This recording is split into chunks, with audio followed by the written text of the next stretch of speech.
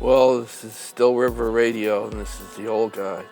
We're not really radio. This is done on YouTube and GarageBand. But anyway, it's the summer flashback show. While I'm stuck in my flashback mode, the way back summer concerts, though some weren't in the summer.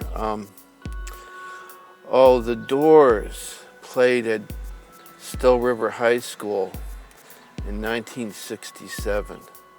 I believe it was in October. It was like 2 or 3 months before they had their first big hit, Light My Fire. It was a very tame concert, and the sound was very interesting. They sounded really good. Lots of reverb in those days. Anyway, also I'm remembering Notoriety in Still River. Laura Nyro, who was famous for a lot of hits, lived in Still River for about 25 years. Also, right up the road, Felix Cavalieri, the organ and songwriter for the Young Rascals, groovin'. He lived here. I saw him periodically. We were members of a Christian band, and one of our members, the leader who was our songwriter, contacted Felix and gave him a tape of ours, and he gave us advice for our future. His response was, don't quit your day jobs. So I didn't. Memories of Notoriety. We used to go down to the Cafe Wa in Greenwich Village in 1967. It's still there, unbelievable.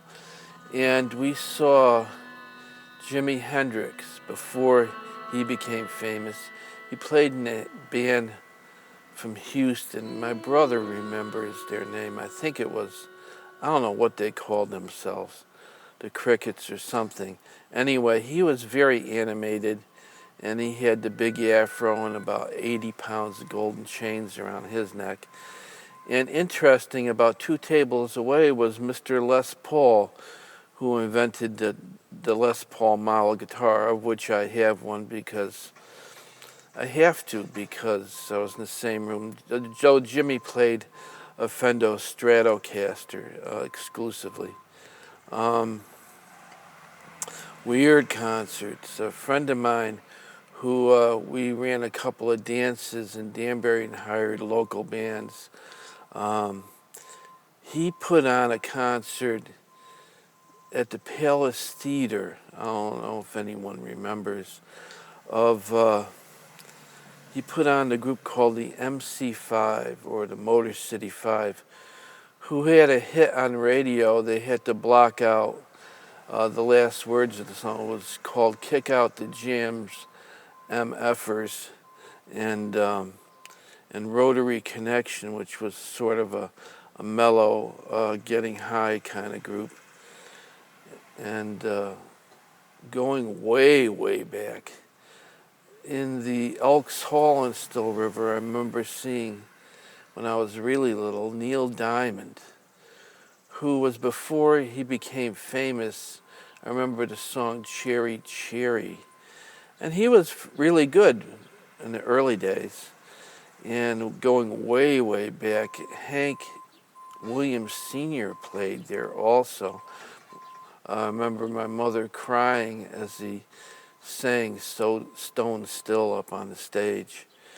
And Blood, Sweat, and Tears played back at Western Connecticut State University. I think they played a couple times. Saw them in the gym of the physical athletics building play live.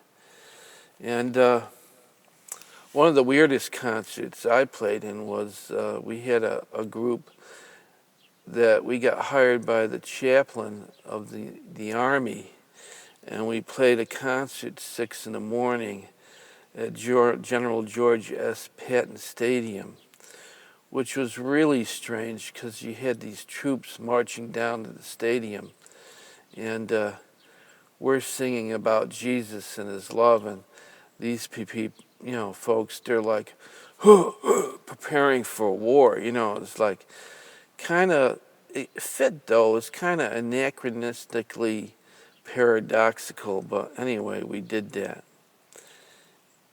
And what's really unusual was going down south.